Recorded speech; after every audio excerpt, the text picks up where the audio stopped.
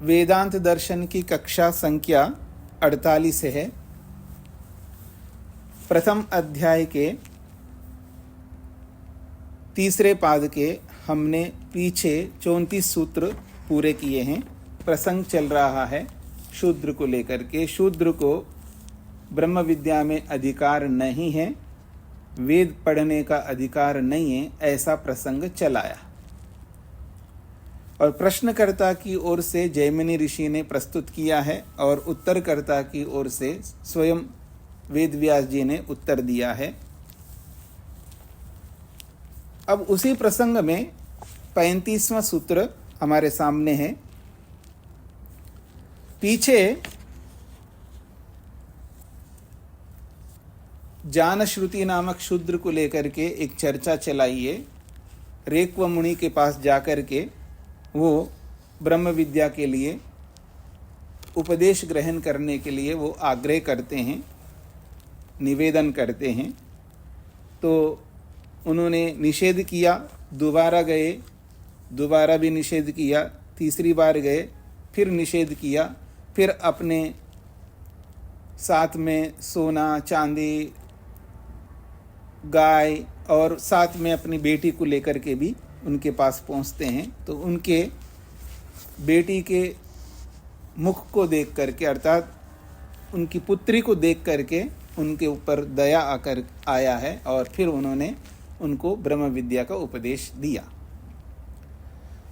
तो वहाँ पर एक बात आई है कि वो शूद्रत्व को छोड़ करके क्षत्रियत्व को प्राप्त हुआ था और वो क्षत्रिय बन करके ब्रह्म विद्या को सीखने के लिए गए। तो वो क्षत्रिय ही थे या नहीं थे, ये कैसे हमें पता लगे? वो क्षत्रिय के रूप में क्या प्रमाण है? तो उसको लेकर के आगे 35वां सूत्र आया है। सूत्र है क्षत्रियत्व गतेः च उत्तरत्र चैत्र रथेन लिंगात्। क्षत्रियत्व गतेः च उत्तरत्र चैत्र रथेन लिंगात्, ये सूत्र है। उत्तरत्र क्षत्रियत्व गतेः च जानश्रुति पौत्रायण पूर्वं शूद्रः आसीत् गुणकर्माभ्याम उत्तरत्र तस्य क्षत्रियत्वगति संजाताः। जानश्रुति पौत्रायण, जनश्रुति का पुत्र जानश्रुति है और वो कैसा था? पौत्रायण, पुत्र, पिता और उसके दादा ये सब जीवित थे, इसलिए उनको पौत्रायण कहते हैं। 4 पीढ़ी जीवित हो तो उनको पौत्रायण कहते हैं। पूर्वम शूद्र आसीत, वो पहले शूद्र था। फिर गुण कर्मभ्याम, गुण और कर्मों के कारण से, अपने पवित्र उत्तम गुणों और उत्तम कर्मों के कारण से उत्तरत्र बाद में तस्य क्षत्रियत्व गति संजाता, बाद में वो क्षत्रियता को प्राप्त हो गया, अर्थात क्षत्रिय बन गया। और इतना ही नहीं, वो राजा भी बन गया। तस्मात् शूद्रत्वात् क्षत्रियत्व प्राप्ति ही तस्य सूच्यते। तस्मात्, इसीलिए शूद्रत्वात्, शूद्र से, शूद्रपन से क्षत्रियत्व प्राप्ति, शूद्रपन से क्षत्रियत्व की प्राप्ति तस्य सूच्यते, उस जानश्रुति के विषय में शास्त्र सूचित करता है, अर्थात वर्णन करता है। तस्मात् शूद्रत्वात् क्षत्रियत्व प्राप्ति ही तस्य सूच्यते ही। इसीलिए हम कहना चाहते हैं कि उस जानश्रुति का जो शूद्रत्व से क्षत्रियत्व को प्राप्त करने की स्थिति को लेकर के तस्य, उस व्यक्ति का शास्त्र सूच्यते ही, शास्त्र सूचित कर ही रहा है, अर्थात वर्णन कर ही रहा है। यत् कि शूद्रादयो, यत् शूद्रादयो वर्णाः गुणकर्मभ्यां प्रसिद्ध्यन्ति इति कृत्वा एव शूद्रस्य अपि ब्रह्म विद्यायाम अधिकारो न्याय। शूद्रादय, शूद्र है आदि से आप वैश्य भी ले सकते हैं, क्षत्रिय भी ले सकते हैं। तो शूद्रादयो वर्ण, शूद्र आदि ये चारों वर्ण गुण कर्माभ्याम, गुण और कर्मों के कारण से प्रसिद्ध्यंति, अपनी प्रसिद्धि को प्राप्त होते ही हैं। ब्राह्मण शूद्रत्व को प्राप्त होकर के भी प्रसिद्ध होता है और शूद्र ब्राह्मणत्व को प्राप्त होकर के भी प्रसिद्ध होता है। प्रसिद्धि तो दोनों की होती है जी। रावण की भी प्रसिद्धि हुई है, राम की भी प्रसिद्धि हो गई, ये तो आप जानते ही हैं। तो ये शूद्र आदि चारों वर्ण वाले गुण और कर्मों के कारण से प्रसिद्ध्यंति ही, ये प्रसिद्धि को प्राप्त होते ही हैं। ऐसा ही मान करके प्रसिद्ध्यंति इति कृत्वा, ऐसा ही मान करके शूद्रस्य अपि ब्रह्म विद्यायाम अधिकारो न्यायः, इसलिए शूद्र को भी ब्रह्म विद्या में अधिकार है, ये न्यायपूर्वक है, ये इसका तात्पर्य है। अब शूद्र ब्राह्मणत्व को प्राप्त होता है और ब्राह्मण शूद्रत्व को प्राप्त होता है, इसको समझ लीजिएगा। बार बार मैं इसलिए बोलता हूं, शूद्र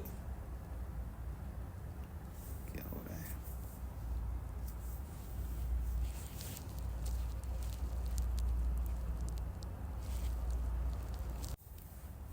तो यहां पर यह बात कही जा रही है कि शूद्र ब्राह्मण क्षत्रिय वैश्य ये योग्यता के कारण से बनते हैं। जब ये बोला जाता है कि शूद्र को वेद का अधिकार है, इसका अर्थ है शूद्र पुत्र को वेद का अधिकार है। ब्राह्मण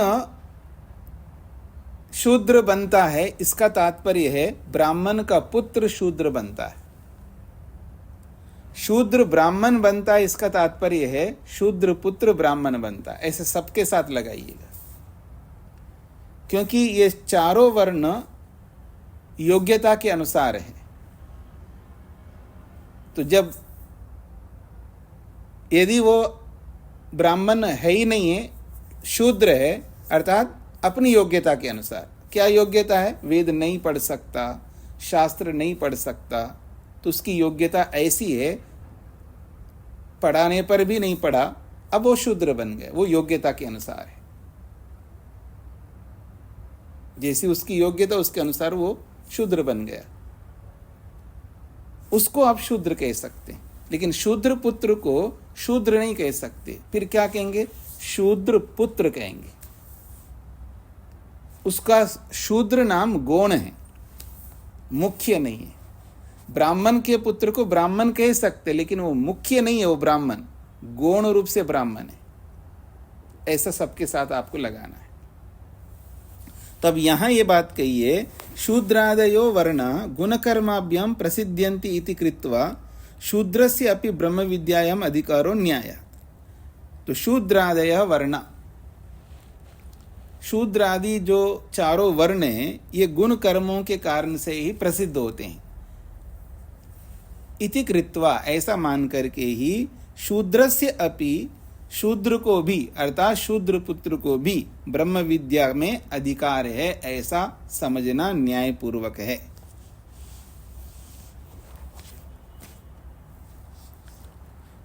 फिर कहा है, कथम जायते स जान श्रुति पौत्रायन गुणकर्माभ्यम क्षत्रिय संजाता। अब प्रश्न किया जा रहा है, स जान श्रुति, वो जो जान श्रुति नामक जो व्यक्ति है, वो पौत्रायन है, पुत्र पौत्रों के साथ विराजमान है। गुण और कर्मों के कारण से वो क्षत्रिय बन गया है, ये बात कथम जायते, कैसा जाना जाता है। अर्थात वो जान श्रुति नामक व्यक्ति क्षत्रिय ही था, ये आप कैसे जान सकते हैं, इसके पीछे क्या प्रमाण है, ये प्रश्नकर्ता का प्रश्न है। तो उच्यते, उसका समाधान किया जा रहा है, चैत्र रथेन लिंगात्। चैत्र रथ नाम जो है शास्त्र में आया है, क्षेत्र रथेन, उसके पास चैत्र रथ था, वही लिंग है, वही प्रमाण है कि वो क्षत्रिय था। ये इसका तात्पर्य है। तो चैत्र रथ का मतलब क्या है उसको समझा रहे हैं। चित्र रथो, वो चित्र रथ था, अर्थात अश्वतरी रथ, वो अश्वतरी रथ है। और अश्वतरी रथ कैसा होता है तो कहा अश्वगर्दाभ्याम संयोगेन जातः।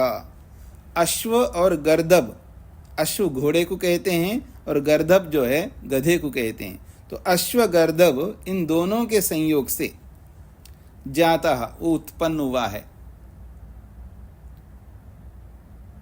कौन? अश्वतरी रथ, अश्वतरी, उसका नाम अश्वतरी है, जिसको आप लोग खच्चर कहते हैं।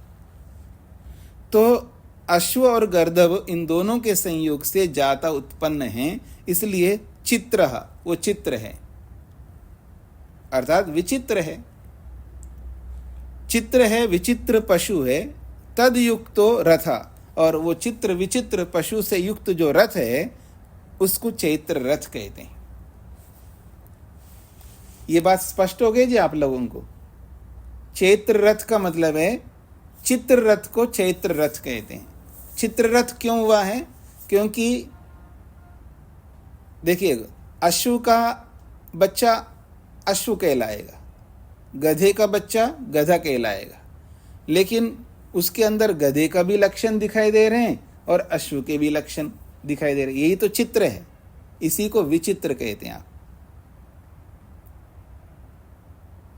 स्पष्ट हो गया जी। चित्र विचित्र का मतलब है उसमें अनेक अपोजिट, अलग अलग गुण आपको दिखाई देना चाहिए।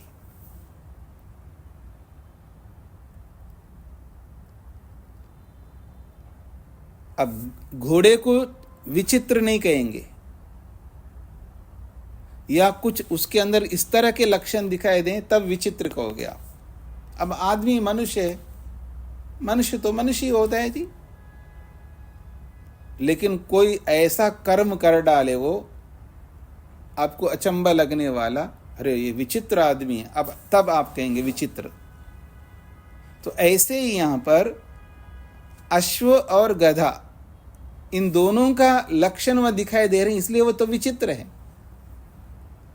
और ऐसे विचित्र पशु को जिस वाहन के साथ जोड़ा है उसका नाम है विचित्र रथ कहो या चैत्र रथ कहो। चित्र चैत्र, चित्र को ही चैत्र कहते हैं, विचित्र को ही वैचित्र कहते हैं।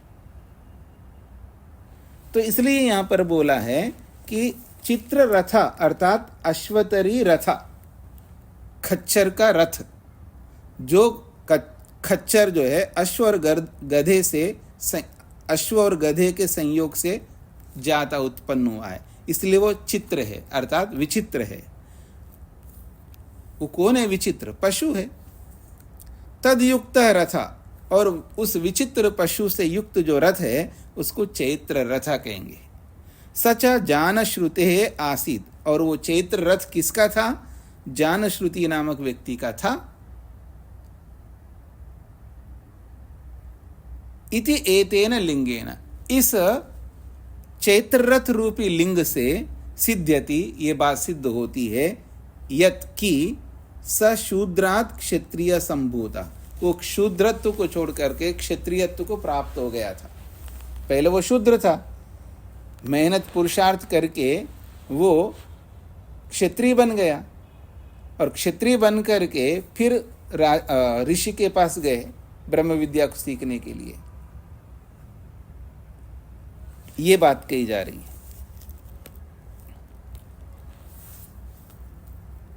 ये तो ही अश्वतरी रथ क्षत्रिय से भवति, क्योंकि अश्वतरी रथ जो है क्षत्रिय का ही होता है। पहले क्षत्रिय लोग ही ऐसे रथ रखते थे, हर कोई नहीं रखता था। उक्तम ही एतत्, और ये बात महाभारत में कही गई है। उक्तम ही एतत्, ये बात महाभारत में कही गई है। चत्वारस्त्वां गर्दभाः संवहन्तु श्रेष्ठाश्वतरियो हरयो वातः रंघाः तैस्त्वं यायि क्षत्रियस्यैष वाह। ये महाभारत का है।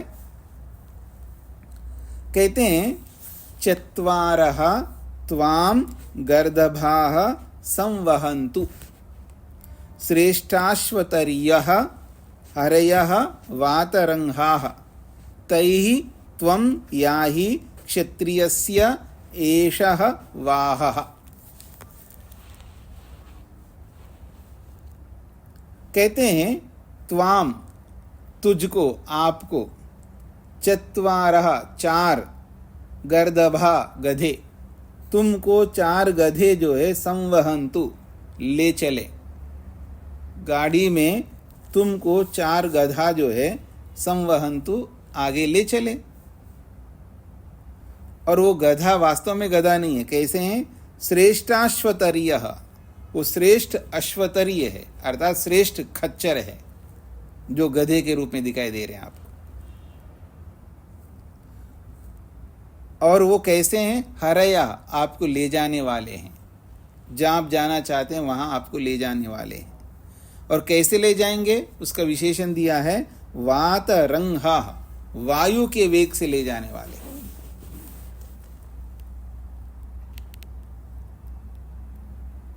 तई त्वम याहि, उन अश्वतरी रथ, उस अश्वतरीय, उन अश्वतरी अर्थात उन खच्चरों से चलाया जाने वाला जो रथ है, उस रथ से त्वम याहि, तुमको जाना चाहिए। क्यों? तुम तो क्षत्रिय हो, इसलिए कहे क्षत्रियस्य एष वाह, क्षत्रिय को ले जाने वाले, क्षत्रिय को ले जाने वाला ही एष वाह, ये गाड़ी है, क्योंकि क्षत्रिय ही ऐसी गाड़ी में जाता है। श्लोक स्पष्ट हो गए जी सभी को? चत्वारा चार, त्वाम तुझको, गर्दभा गधा, संवहन्तु ले जाएं। कैसी गधा है वो? कैसे गधा है? श्रेष्ठाश्वतरीयः, वो श्रेष्ठ अश्वतरीय है, अर्थात खच्चर हैं। और वो करती क्या है? हरया, आपको ले जाने वाले हैं। कैसे ले जाएंगे? वातरंघा, वायु के वेग से ले जाने वाले। त्वम, आप, तुम, एक क्षत्रिय तुम, तई याहि, उन खच्चरों से जुड़े हुए उस गाड़ी से याहि, या उन खच्चरों के माध्यम से तुम याहि जाओ जहाँ आपको जाना है। क्यों? क्षत्रियस्य एष वाह, क्षत्रिय का ही यह वाहन है, यही गाड़ी होती है क्षत्रिय का, जो जिसमें खच्चर जूते रहती हैं। स्पष्ट हो गए जी? सूत्रार्थ, जान श्रुति पहले शूद्र थे, जान श्रुति पहले शूद्र थे, जान श्रुति पहले शूद्र थे, बाद में क्षत्रिय बने। जान श्रुति पहले शूद्र थे, बाद में क्षत्रिय बने। क्षेत्र रथ को रखने के लक्षण से पता लगता है। क्षेत्र रथ को रखने के लक्षण से पता लगता है।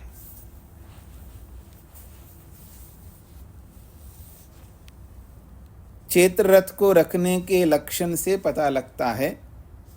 इससे शूद्र को भी ब्रह्म विद्या का अधिकार है। इससे शूद्र को भी ब्रह्म विद्या का अधिकार है, ऐसा पता लगता है। इससे शूद्र को भी ब्रह्म विद्या का अधिकार है, ऐसा पता लगता है।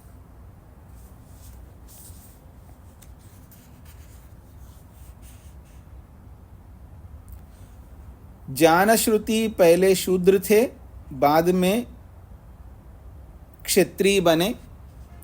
क्षेत्र रथ को रखने के लक्षण से पता लगता है। इससे शूद्र को भी ब्रह्म विद्या का अधिकार है, ऐसा पता लगता है। हाँ जी, राजगोपाल जी। जी आचार्य नमस्ते। जी। यहाँ पर बातरंगा एक शब्द आया है, इसका क्या अर्थ होता है? वायु के वेग से चलने वाला। वात कहते हैं वायु को, रंगा का मतलब है चलने वाला, वायु के वेग से चलने वाला। जी आचार्य। बहुवचन में है वैसे, वातरंगा वायु के वेग से चलने वाले ये खच्चर।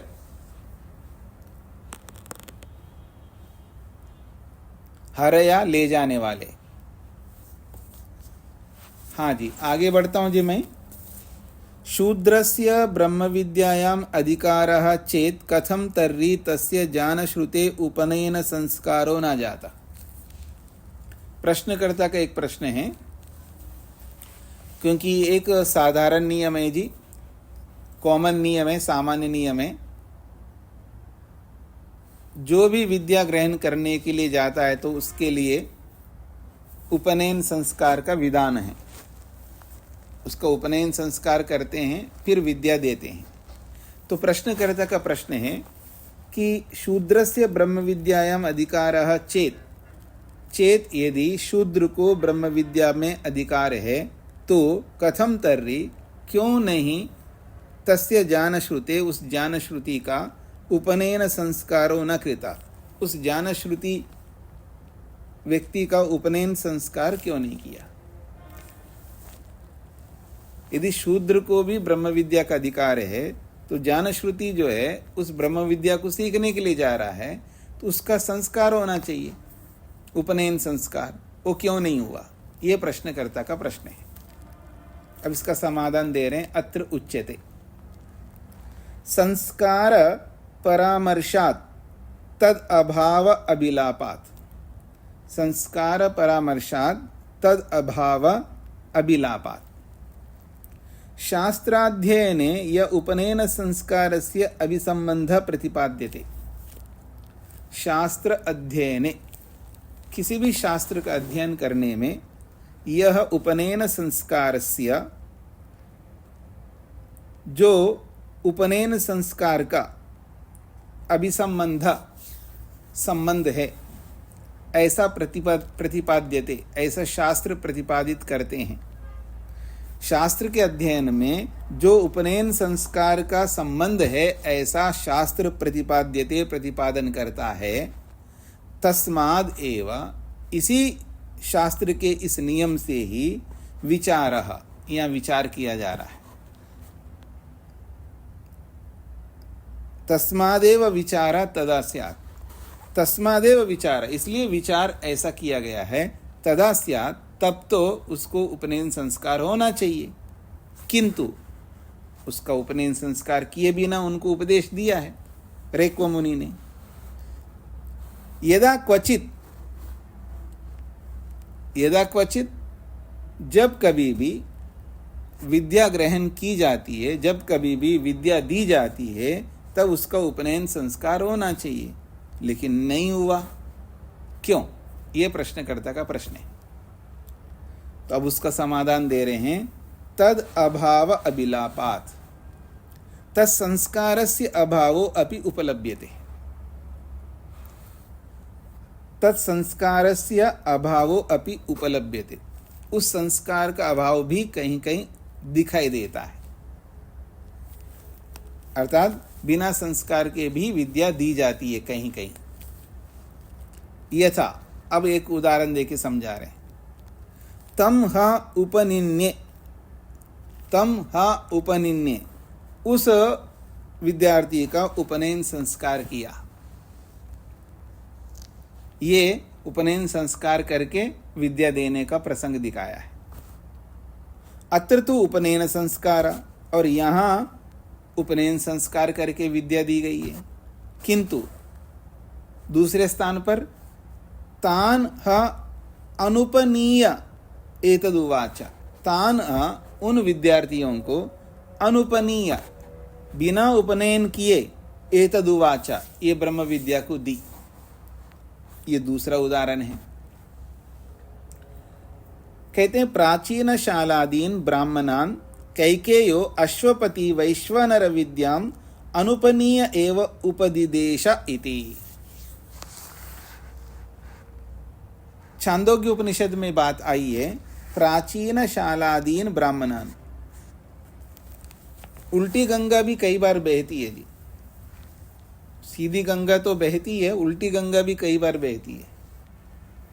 हाँ जी, ये तो ऐसा हो गया कि आप में से कोई ऐसे हो जाए तेज नारायण जी कि आपके पास मेरे जैसे आदमी को ब्रह्म विद्या सीखने के लिए आना पड़े। समझ रहे ना, ऐसा हो सकता है। तो ऐसा ही उपनिषदों में ऐसा आया है, ब्राह्मण के पास शूद्र पुत्र जाता है, वैश्य पुत्र जाता है, क्षत्रिय पुत्र जाता है और ब्राह्मण पुत्र भी जाता है ब्राह्मण के पास। तो मैं ये कह रहा था कि अनेक बार उल्टी गंगा भी चलती है, अर्थात ब्राह्मण के पास बाकी सारे वर्ण वाले जाते हैं विद्या सीखने के लिए, और कभी कभी ब्राह्मण क्षत्रिय के पास जा रहा है विद्या सीखने के लिए। यही प्रसंग यहाँ पर दिया है। ऐसे कुछ ब्राह्मण थे, वो साधारण ब्राह्मण नहीं थे, प्राचीन शालादीन। प्राचीन शालादीन अर्थात बड़े बड़े अट्टालिकों वाले, अर्थात बड़े बड़े बंगलों वाले जो ब्राह्मण थे, ऐसे सारे ब्राह्मण। कैकेयो अश्वपति, कैकेयो अश्वपति, अश्वपति राजा था कैकेयी राज्य का। कैकेयी राज्य का राजा अश्वपति था। उस राजा के पास में वैश्वानर विद्याम, वैश्वानर नामक विद्या को सीखने के लिए वो ब्राह्मण गए थे राजा के पास। और जब राजा उन ब्राह्मणों को जब वैश्वानर नामक विद्या, ब्रह्म विद्या को सिखाया है, तो कैसे सिखाया? अनुपनीय एव उपदिदेश, बिना उनका उपनयन किए उनको उपदेश दिया है। तस्मात्, इसीलिए उपनयन संस्कारम अकृत्वा अपि ब्रह्म विद्या शिक्ष्यते। उपनयन संस्कार किए बिना भी ब्रह्म विद्या को सीखा जाता है। व्यक्ति को देख करके, व्यक्ति की स्थिति को देख करके ये सब क्रियाएं होती है। कहीं उपनयन संस्कार करके भी विद्या दी जाती है, और कहीं कहीं व्यक्ति की योग्यताओं को देख करके, व्यक्ति की स्थिति को देख करके, देश काल परिस्थिति को देख करके बिना उपनयन किए भी विद्या दी जा सकती है। आपने कभी सोचा है उपनयन संस्कार क्यों किया जाता है? यज्ञोपवीत क्यों धारण किया जाता है? कभी सोचा है आपने? या सुनी सुनी बातों को मान करके चलते हैं कि उपनयन संस्कार में 3 धागे होते हैं जी, और इन 3 धागों का अर्थ होता है कि ऋण होते हैं, 3 ऋण होते हैं, 3 ऋणों के लिए ये धागा, ये उपनयन किया जाता है। ऐसे पता नहीं क्या क्या सुनते होंगे आप लोग। उपनयन संस्कार किन्हीं ऋणों को बताने के लिए नहीं होता है।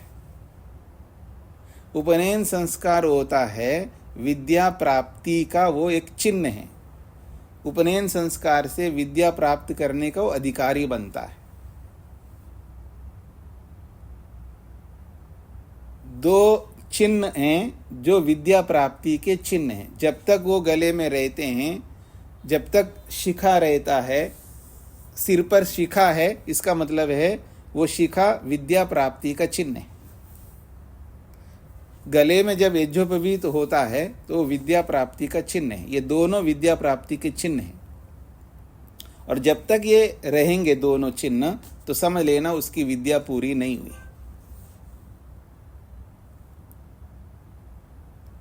और जब विद्या पूरी हो जाती है ना, विद्या पूरी का मतलब पोथियां पढ़ने मात्र से नहीं है। विद्या पूरी का मतलब है जब व्यक्ति वास्तव में उसको विद्या आई है, क्रियात्मक विद्या, प्रैक्टिकेबल विद्या, व्यवहारिक विद्या जब उसको आ जाती है तो फिर वो ये दोनों चिन्हों को हटा देता है, फिर वो संन्यास ले लेता है। इसलिए संन्यास आश्रम में जब प्रवेश करता है तो जब ये शिखा और यज्ञोपवीत उसके हटाए जाते हैं, अर्थात उसकी विद्या पूरी हो गई ऐसा मान करके ये चिन्ह हटाए जाते हैं। तो इसलिए ये विद्या प्राप्ति के चिन्ह हैं। तो कहीं कहीं उसकी योग्यता को देख करके, उसके परिस्थिति को देख करके बिना यज्ञोपवीत के भी उसको विद्या दी जाती है। वो साधारण व्यक्ति नहीं होता है, वो विशेष व्यक्ति होता है, तभी उसको ऐसा किया जाता है। और साधारण व्यक्ति सबके लिए तो यज्ञोपवीत दिया ही जाता है। बिना यज्ञोपवीत के, बिना शिखा के उसको विद्या नहीं दी जाती थी। ये वास्तव में परंपरा हमारी थी। तो कहते हैं यहाँ पर, तस्माद् उपनयन संस्कारम अकृत्वापि ब्रह्म विद्या शिक्ष्यते। उपनयन संस्कार किए बिना भी कभी कभी ब्रह्म विद्या को सिखाया जाता है। तस्मात् न ब्रह्म विद्या अधिकारे अस्ति उपनयन संस्कार प्रतिबंधा। इसलिए ब्रह्म विद्या की प्राप्ति में, ब्रह्म विद्या को ग्रहण करने में उपनयन संस्कार का प्रतिबंध नहीं है।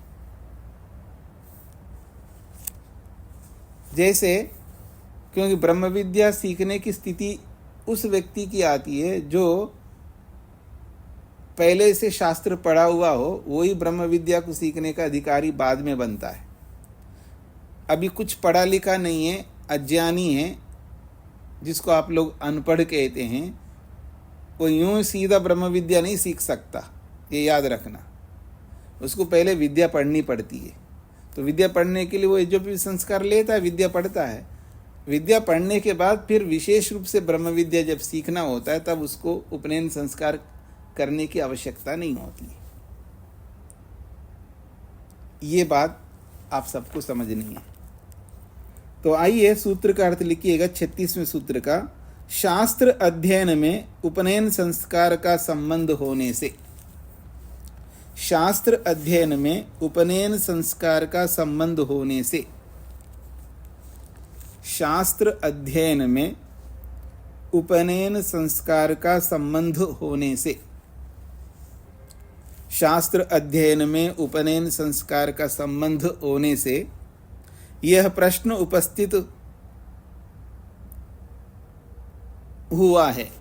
यह प्रश्न उपस्थित हुआ है।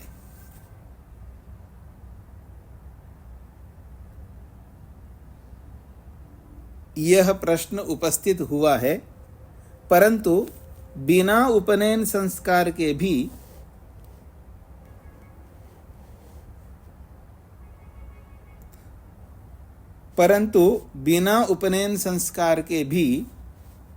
उपदेश शास्त्र में देखा जाने से, परंतु बिना उपनयन के भी उपदेश शास्त्र में देखा जाने से, परंतु बिना उपनयन संस्कार के भी उपदेश शास्त्र में देखा जाने से,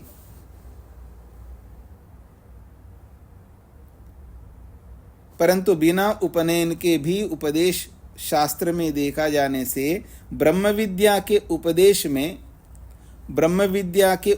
में उपनयन का प्रतिबंध नहीं है। ब्रह्म विद्या के उपदेश में उपनयन का प्रतिबंध नहीं है। ब्रह्म विद्या के उपदेश में उपनयन का प्रतिबंध नहीं है। शास्त्र अध्ययन में उपनयन संस्कार का संबंध होने से यह प्रश्न उपस्थित हुआ है, परंतु बिना उपनयन के भी उपदेश शास्त्र में देखा जाने से ब्रह्म विद्या के उपदेश में उपनयन का प्रतिबंध नहीं है।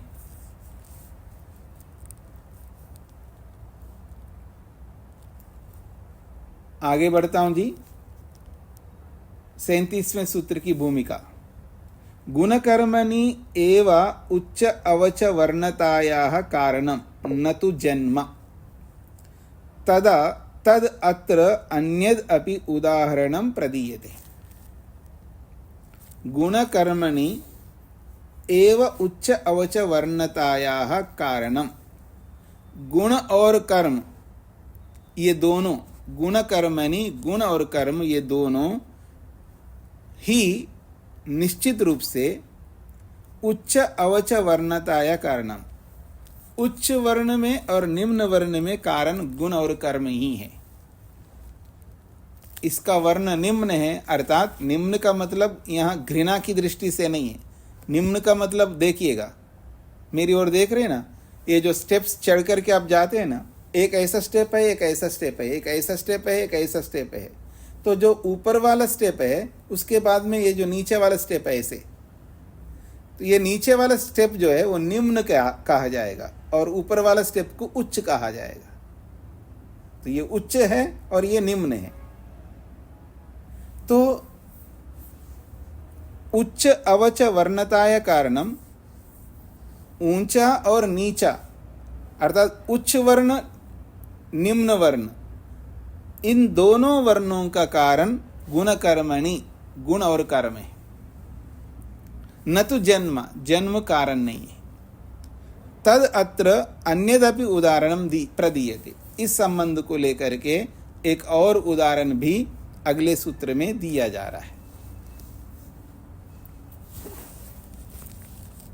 तद अभाव निर्धारणे च प्रवृत्ते, तद अभाव निर्धारणे च प्रवृत्ते,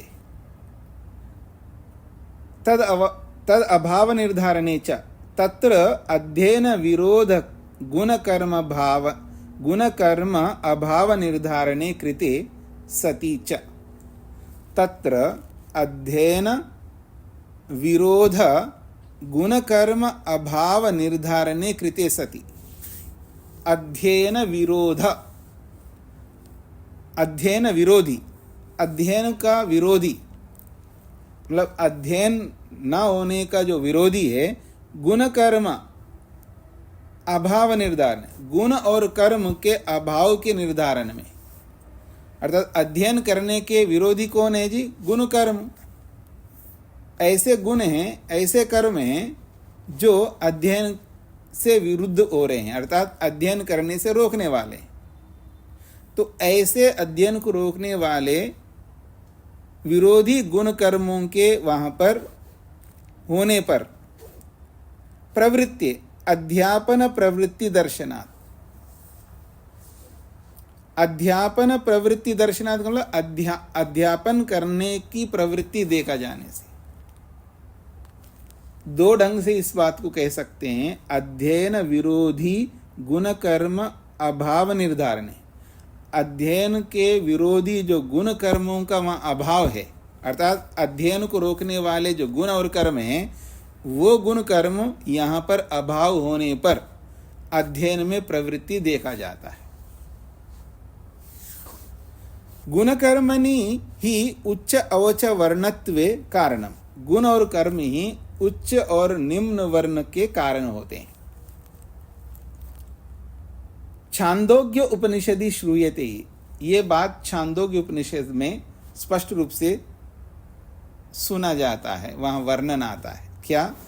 सत्यकामो जाबालः आरिद्रुमतं गौतमम् एत्य उवाच ब्रह्मचर्यं भगवती वत्स्यामि उपेयाम भगवंतम इति। सत्यकामो जाबाल, जबल का पुत्र जाबाल है, जबल का पुत्र जाबाल है और उसका नाम था सत्यकाम। तो सत्यकाम नामक जो जाबाल था, जबल का पुत्र था, या जबला का पुत्र ऐसा कह सकते हैं, जबला का पुत्र जाबाल है। आरिद्रुमतं गौतमम, आरिद्रुमतम, आरिद्रु नामक व्यक्ति जो कि गौतम कुलोत्पन्न था, ऐसे ऋषि के पास, ऐसे विद्वान के पास जाकर के उवाचा बोलता है। कौन? सत्यकाम। क्या बोलता है? ब्रह्मचर्यम भगवती वत्स्यामि, मैं आपके पास में ब्रह्मचर्य का व्रत लेना चाहता हूं।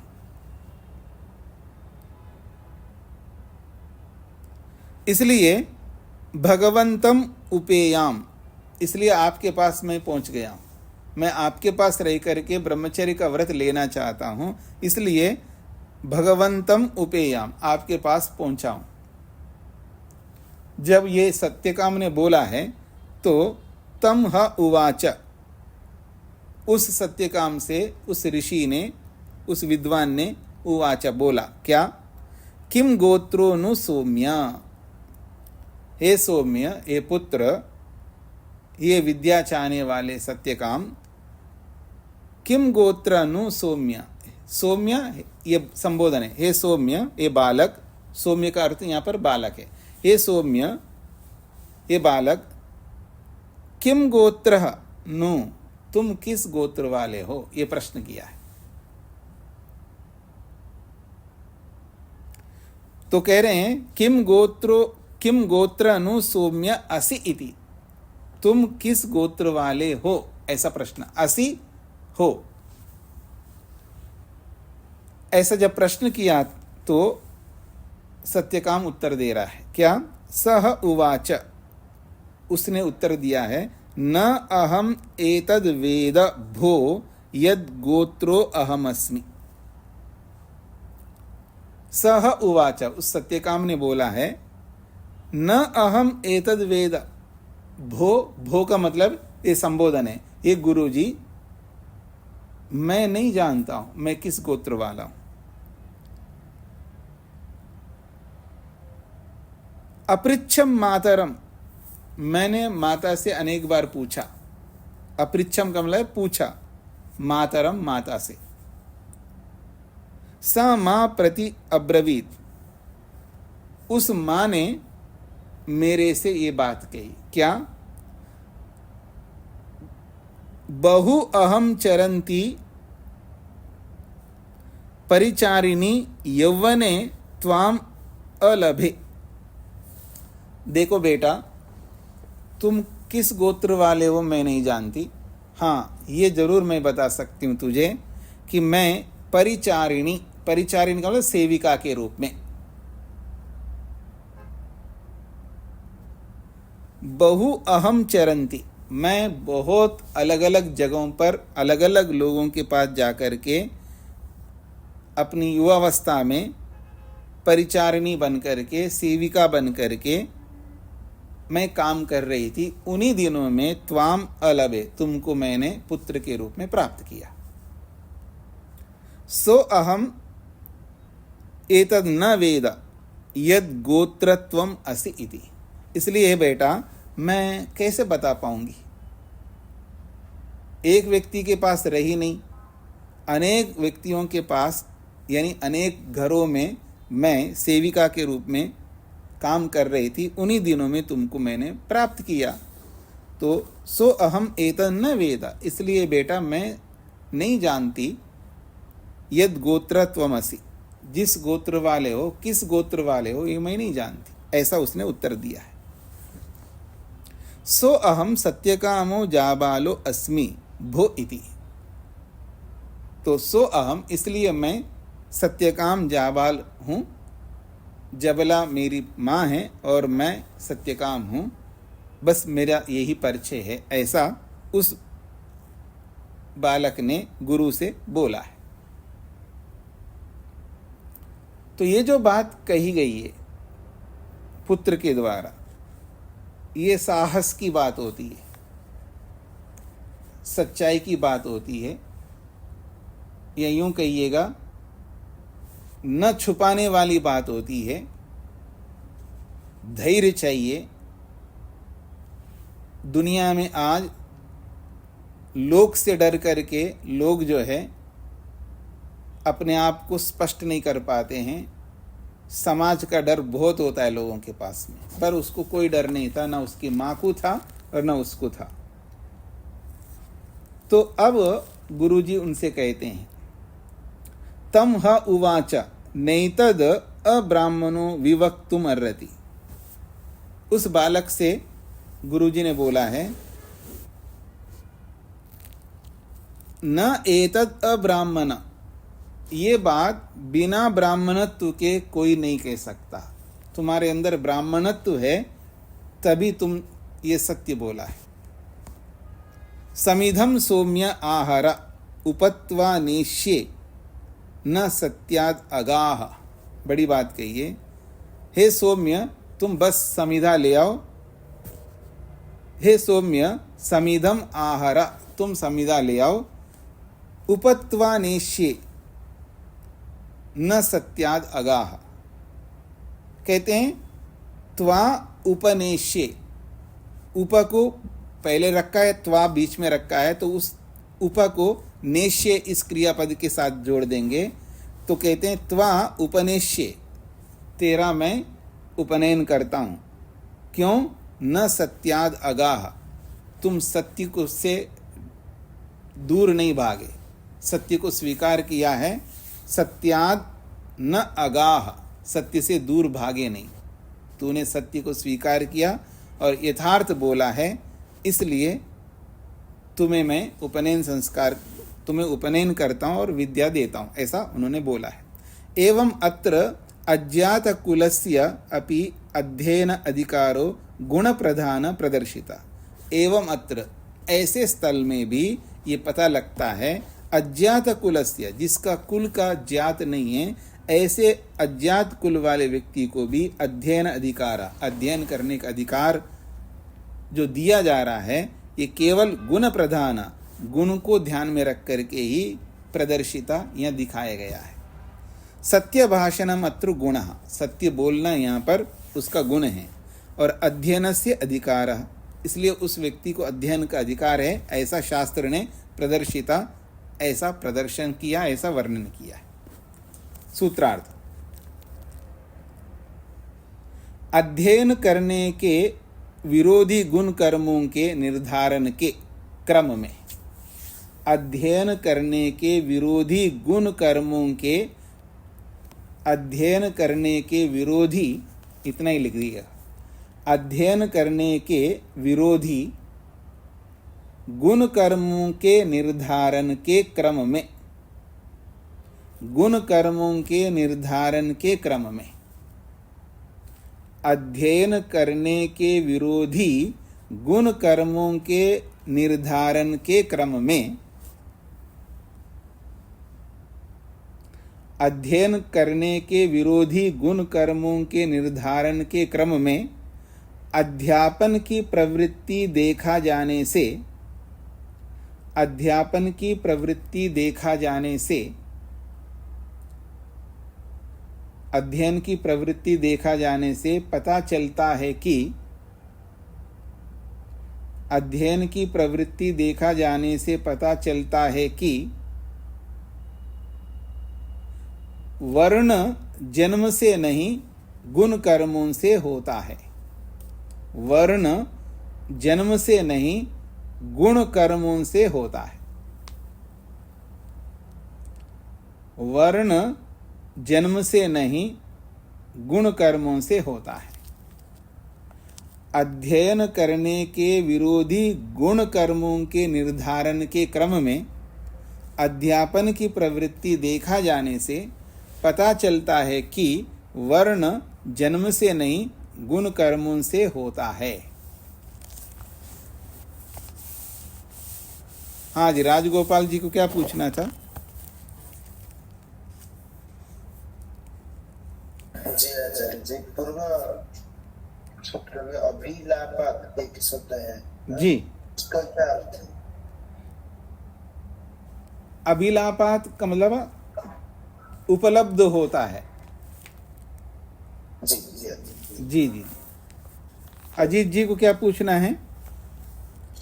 जी स्वामी जी नमस्ते। जी जी ये शंका है कि ये जिस समय की ये रचना है उस समय ऐसी व्यवस्था समाज में रही होगी या ये उदाहरण मात्र है स्वामी जी? क्यों नहीं हो सकती है?